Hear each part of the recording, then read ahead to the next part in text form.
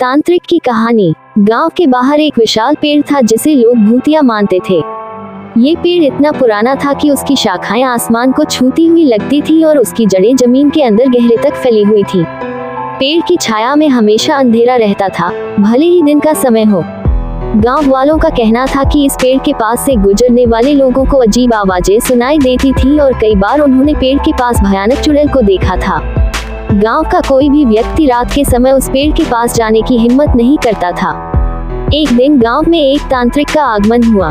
तांत्रिक का नाम था बाबा ओमकारनाथ। वह अपनी रहस्यमयी शक्तियों और भूत प्रेतों को वश में करने की कला के लिए प्रसिद्ध था। गांव वालों ने उसे पेड़ के बारे में बताया और उससे मदद की गुहार लगाई। बाबा ओमकारनाथ ने गांव वालों की बात सुनी और पेड़ की जांच करने का निर्णय लिया। बाबा ओमकारनाथ ने रात के समय पेड़ के पास जाकर उसकी जांच की। उसने देखा कि पेड़ के आसपास एक अदृश्य ऊर्जा का घेरा बना हुआ था। जैसे ही वह पेड़ के करीब पहुंचा, उसे ठंडी हवा का झोंका महसूस हुआ और अजीब आवाजें सुनाई देने लगी। बाबा ने अपने तंत्र मंत्र का प्रयोग करते हुए पेड़ के आसपास के माहौल को शांत करने की कोशिश की। अचानक पेड़ के नीचे से एक धुंधली आकृति प्रकट हुई, जो धीरे धीरे स्पष्ट होती चली गई। यह एक चुड़ैल थी, जिसकी आंखों में क्रोध और भयानकता साफ झलक रहा थी। बाबा ओमकारनाथ ने चुड़ैल से बात करने की कोशिश की। उसने चुड़ैल से पूछा कि वह क्यों भटक रही है और उसे क्या चाहिए।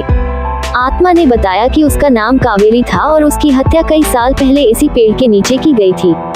वह अपने हत्यारों को सजा दिलाने के लिए न्याय की मांग कर रही थी। उसकी आत्मा को तब तक शांति नहीं मिलेगी जब तक उसके हत्यारों को सजा नहीं मिल जाती। बाबा ओमकारनाथ ने गांव के बुजुर्गों से बात की और कावेरी की कहानी को जानने का प्रयास किया। उन्होंने बताया कि कई साल पहले कावेरी गांव की सबसे सुंदर और मिलनसार लड़की थी। उसके पिता गांव के मुखिया थे और बहुत ही सख्त माने जाते थे।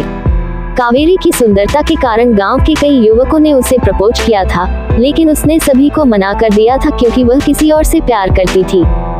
कावेरी का प्रेमी एक गरीब किसान का बेटा था जिसका नाम था रमेश। दोनों ने अपने प्रेम को छुपा कर रखा क्योंकि वे जानते थे कि कावेरी के पिता इस रिश्ते को कभी मंजूर नहीं करेंगे। लेकिन एक दिन कावेरी के पिता को इस बात का पता चल गया और उन्होंने कावेरी को धमकी दी कि अगर उसने रमेश से मिलना नहीं छोड़ा तो उसके परिणाम बहुत भयानक होंगे। एक रात कावेरी ने अपने पिता के खिलाफ जाकर रमेश से मिलने का फैसला किया। जब वे दोनों पेड़ के नीचे मिले तो कावेरी के पिता और उनके साथियों ने उन्हें देख लिया। गुस्से में आकर उन्होंने रमेश को बुरी तरह पीटा और कावेरी को जबरन घर ले जाने लगे। लेकिन कावेरी ने विरोध किया और अपने पिता के खिलाफ आवाज उठाई। क्रोधित होकर उसके पिता ने कावेरी को उसी पेड़ के नीचे मार डाला और उसकी हत्या को एक दुर्घटना के रूप में छुपा दिया। बाबा ओमकारनाथ ने गांव वालों को कावेरी की आत्मा की पूरी कहानी बताई और न्याय की मांग की। उन्होंने कहा कि जब तक कावेरी के हत्यारों को सजा नहीं मिलती, उसकी आत्मा को शांति नहीं मिलेगी। गांव वाले इस बात को सुनकर स्तब्ध रह गए। कावेरी के पिता ने अंततः अपने पापों को स्वीकार किया और आत्मसमर्पण कर दिया। गांव के लोगों ने मिलकर कावेरी के लिए न्याय की मांग की और उसके पिता को सजा दिलवाई। बाबा ओमकारनाथ ने कावेरी की आत्मा की शांति के लिए विशेष पूजा का आयोजन किया। गांव के सभी लोग उस पूजा में शामिल हुए और कावेरी की आत्मा की शांति के लिए प्रार्थना की। पूजा के बाद पेड़ के पास से अजीब आवाजें और भयानक चुड़ैल दिखना बंद हो गईं। कावेरी की आत्मा को आखिरकार शांति मिल गई। ये कहानी हमें ये सिखाती है कि सच्चाई और न्याय की जीत हमेशा होती है। अंधविश्वास और डर के पीछे छुपी सच्चाई को उजागर करना आवश्यक होता है ताकि हम अपने समाज को सही दिशा में ले जा सकें।